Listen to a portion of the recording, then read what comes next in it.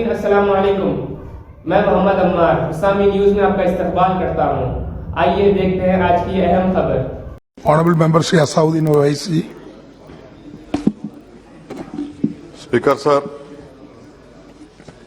آپ کا بہت شکریہ کہ آپ نے مجھے آج بولنے کا موقع دیا۔ سر، میں اپنی بات کا آغاز کرنے سے پہلے ایک شعر پڑھنا چاہوں گا جس سے جموں کشمیر کی عوام کے ان کے جذبات اور ان کی تکالیف کی عکاسی اس ایوان میں ہو سکے گی۔ شاعر نے کہا کہ آج وہ کشمیر ہے محکوم و مجبور و فقیر، کل جسے اہل نظر کہتے تھے ایران صغیر، سنائے افلاک سے اٹھی ہے آہ سوز ناک، مرد حق ہوتا ہے جب مروب و سلطان و امیر، کہہ رہا ہے داستان بیاداری ایام کی، کوہ کے دامن میں وہ غم خانہ دے خانہ پیر۔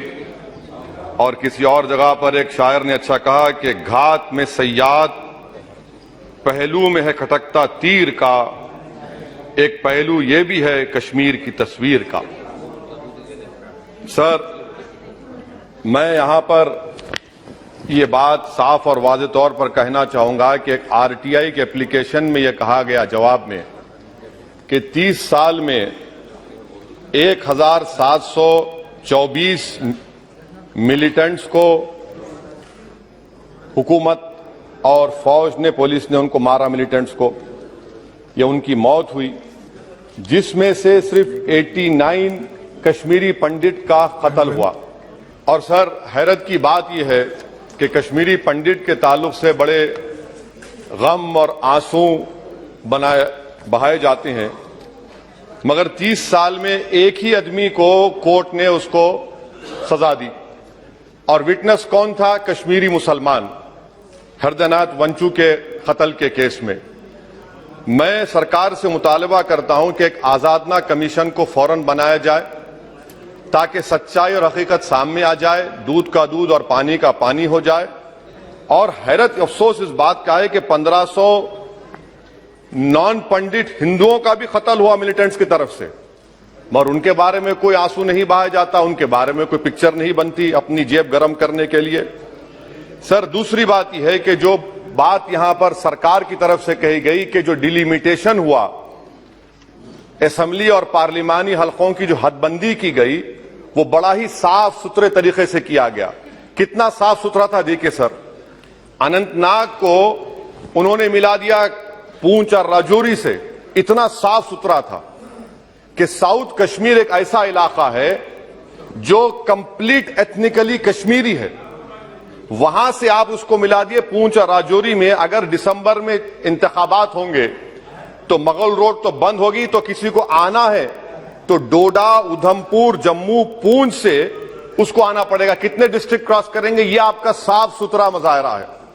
تیسری بات یہ ہے کہ سر، میں محترمہ فائنانس منسٹر صاحبہ جب جواب دیں گے، وہ اس ایوان کے ذریعے پورے ملک کو بتا دیں کہ آپ نے دفعہ 370 کو، آرٹیکل 370 کو ہٹانے کے بعد آپ نے کہا تھا کہ ہر مرض کا علاج ہو جائے گا۔ مرض کا علاج نہیں ہوا، مرض بڑھ گیا۔ جو مرض نہیں تھا پہلے، وہ مرض بڑھ چکا ہے۔ میں آپ کے ذریعے سے محترمہ فائنانس منسٹر صاحبہ سے جاننا چاہوں گا کہ اس ایوان پر آپ رکھ دیں کہ کتنا ایک پیسہ انویسٹ ہوا نہیں ہوا۔ MOU کی بات مت کریے، کاغذات تو بہت نکلیں گے، مگر MOU نہیں بلکہ ایک پیسہ کتنا آپ نے انویسٹ کشمیر میں کروایا۔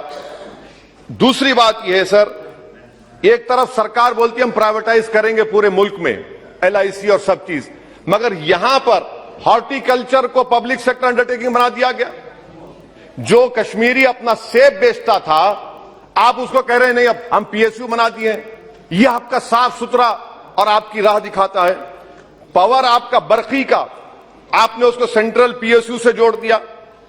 تیسری بات یہ سر، آپ کی اکنامک پالیسی ہے کیا پھر کشمیر کے لیے؟ یہاں پر ایک پالیسی، وہاں پر ایک پالیسی، کون سی کنٹینیویشن ہے؟ آپ تو یہاں پر ایک اپنا رہے ہیں، وہاں پر الگ لوگ اپنا رہے ہیں، اس میں کوئی انٹیگریشن نہیں ہے۔ سر، فارما ٹریڈرز پر دھاوے ہو گئے، ریٹ پڑ گیا، جو سپلائرز ہیں ان پر ریٹ پڑ گیا۔ टोल पोस्ट खत्म कर दिया आपने, 114 राइस मिल बंद करने के दहाने पर आ गए। इसका जवाब नहीं है सही है गलत है। अच्छा सर, फिर आप देखिए कि एक और बात मैं आपके गोशे गुजार करना चाह रहा हूं कि इकोनॉमिक डिपेंडेंस आप इतना कर दे रहे कश्मीरियों के ऊपर, यानी आप कल ये बताएंगे, मैं खत्म कर रहा हूं सर, कल आप ये बताएंगे कि नहीं हमने तो इतना पैसा दिया था। सर कि आप ये इकोनॉमिक पॉलिसी क्या है आपकी? और अनएम्प्लॉयमेंट कितना है सर कश्मीर में आज? अनएम्प्लॉयमेंट सर आज कश्मीर में 7.2% है। ऑल इंडिया पूरे भारत में ज्यादा अनएम्प्लॉयमेंट है। तो 370 निकाल के आपने क्या किया सर? अनएम्प्लॉयमेंट वहां और बढ़ गया। अच्छा सर, ये और एक बात आपसे कर रहा हूं, JKIDC सर, ये JKIDC ऐसा आपने एक शैतान को बना दिया आपने, वहां पर एक शैतान को क्रिएट कर दिया आपने JKIDC को। और जमीन किसी की भी ली जा सकती है, पुलिस साथ रहेगी और उसके फैसले को कोर्ट में चैलेंज नहीं किया जाएगा। ये जमहूरियत है ना, जमहूरियत में गलत फैसलों को कोर्ट में चैलेंज करेंगे, माने जमीन किसकी भी ले लेंगे, पुलिस का ऑफिसर साथ देंगे। तो इसीलिए सर हम ये कहना चाह रहे हैं कि हर एतबार से आपने वहां पर कोई गलत पॉलिसी की और अखलाकी तौर पर, आईनी तौर पर कन्वेंशन जो है, ये बजट को यहां नहीं डिबेट करना चाहिए। इस बजट को तो वहां के मुंतखब शुदा अवामी नुमाइंदों को बहस करनी चाहिए। यहां पार्लियामेंट में बैठकर हम एक जम्मू का, कश्मीर का कैसे बजट पास करेंगे? तो गैर अखलाकी बात है, कन्वेंशन के खिलाफ है और इसको बताता है कि आपका मंशा और मकसद क्या है, कि आप यहां पर कठपुतली की तरह कंट्रोल करना चाह रहे हैं। और क्या कश्मीर में मिलिटेंट्स एक्टिविटी नहीं, लोग नहीं मर रहे वहां पर, सिविलियन कैजुअलिटीज नहीं हो रही, बराबर हो रही है वहां पर। तो इसीलिए सर हम आपसे अपील कर रहे कि आप इन हालात को, इतना खत्म कर रहा हूं सर, इन हालात को देखिए।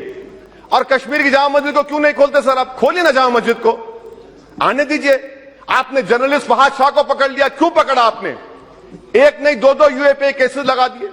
आप बोलते हैं हम दिल और दिमाग को जीतना चाहते हैं। आप कहां दिल और दिमाग को जीत रहे हैं? आप तो वहां पर अपने जोर और जबर की बुनियाद पर जमहूरी तरीके से जो आवाजें उठ रही उनको दबा रहे हैं आप। मैं इसकी मजम्मत करता हूं सर, और मैं इस बजट के खिलाफ अपने खड़ा हूं बोलने के लिए। आपका बेहद शुक्रिया।